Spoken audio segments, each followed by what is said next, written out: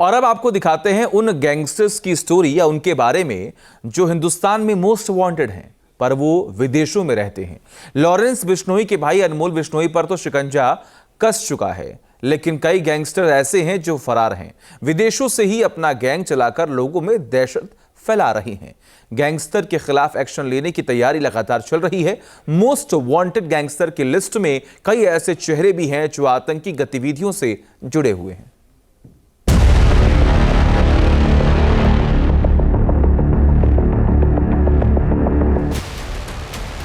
दुनिया के 17 देशों में भारत के मोस्ट वांटेड विदेशों से ऑपरेट कर रहे हैं आपराधिक गैंग।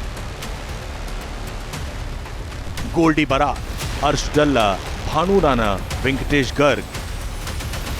भारत के भगोड़े अपराधियों की लिस्ट लंबी है। दुनिया के अलग अलग देशों में बैठकर ये अपना नेटवर्क चला रहे हैं। इन बदमाशों के निशाने पर दिल्ली एनसीआर और पंजाब हरियाणा ही रहता है। ये डॉक्टर, कारोबारी, फिल्मी हस्तियों और नेताओं को सॉफ्ट टारगेट बनाते हैं। भारत में वांटेड ज्यादातर gangster Pakistan, America, Australia, Canada, Azerbaijan, Germany, Indonesia, Britain और यूएई जैसे कई देशों में पनाह लेकर रह रहे हैं। गृह मंत्रालय के सूत्रों के मुताबिक सबसे ज्यादा 11 मोस्ट वांटेड कनाडा में। गैंगस्टर्स को वापस भारत लाने के लिए एजेंसियां लगातार काम कर रही हैं। जिन अपराधियों की तलाश है उनमें सबसे बड़ा नाम दाऊद इब्राहिम का है। डी कंपनी के सरगना पर शिकंजा कसने के लिए कई सालों से लगातार काम चल रहा है। अनगिनत आपराधिक और आतंकी वारदातों को अंजाम दे चुका दाऊद 1993 में मुंबई में हुए सीरियल बम धमाकों का मास्टरमाइंड है। मुंबई सीरियल धमाकों के बाद दाऊद मुंबई से भाग गया था। भारत में मोस्ट वांटेड अपराधियों का जिक्र आते ही सबसे पहले दाऊद इब्राहिम का नाम याद आता है। 1993 मुंबई ब्लास्ट के बाद दाऊद फरार हो गया। दाऊद ने पाकिस्तान में छिपकर अपराध का साम्राज्य फैलाया। एक दौर ऐसा था कि जब डी कंपनी का नाम आते ही लोग कांपने लगते थे। बीते कुछ सालों में दाऊद की दहशत जरूर कम हुई है, लेकिन उसे वापस लाने के लिए कब लाया जाएगा या कानून के कटघरे में खड़ा किया जाएगा, ये सवाल बाकी है। भारत के मोस्ट वांटेड की लिस्ट में गोल्डी बरार का नाम भी शामिल है। गोल्डी पंजाबी गायक सिद्धू मूसावाला की हत्या का मास्टरमाइंड। जून में लॉरेंस बिश्नोई से विवाद के बाद गोल्डी ने अपना गैंग बना लिया। फिलहाल रोहित गोदारा के साथ मिलकर काम कर रहा है। जानकारी के मुताबिक गोल्डी कभी कनाडा और कभी अमेरिका से अपना गैंग ऑपरेट करता। गुरपतवंत सिंह पन्नू मूल रूप से पंजाब के खानकोट का रहने वाला है। वो फिलहाल अमेरिका में रहता है और सिख फॉर जस्टिस नाम का संगठन चलाता है। उसके पास अमेरिका और कनाडा दोनों देशों की नागरिकता।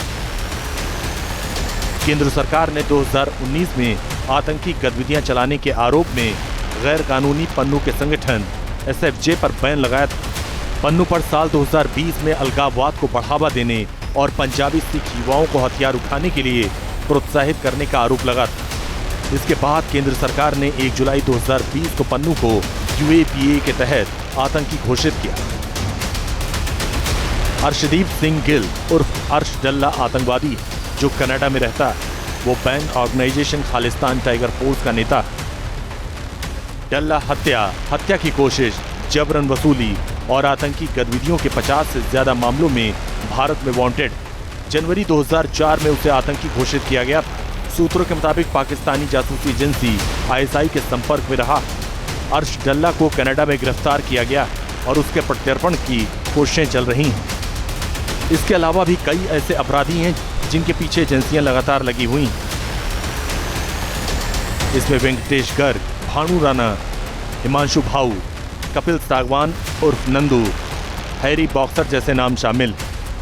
ज़्यादातर बदमाश भारत से अपराध कर विदेश भाग गए, वहीं से अपना गैंग चलाते हैं और कानून का शिकंजा उन पर नहीं कस पाता।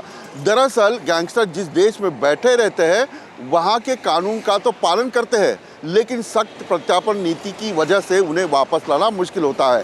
गैंगस्टर की इसी बात का फायदा उठाते हुए अपने गुर्गों के जरिए डर फैलाते हैं। विदेशों में छिपकर भारत में अपना खौफ फैलाने वालों के खिलाफ कड़ा एक्शन लेने के लिए एजेंसियां जुटी। सवाल यही कि खूंखार अपराधियों पर नकेल कब तक कसी जाएगी। Team news nation. जहां भक्ति है हर शब्द में, कथाओं में छुपे हैं दिव्य रहे और ज्योतिष देता है जीवन को दिशा। धर्म से जुड़ी हर बातों को जानने के लिए हमारे चैनल स्तुति को सब्सक्राइब करें। चैनल पर जाने के लिए इस लिंक पर क्लिक करें।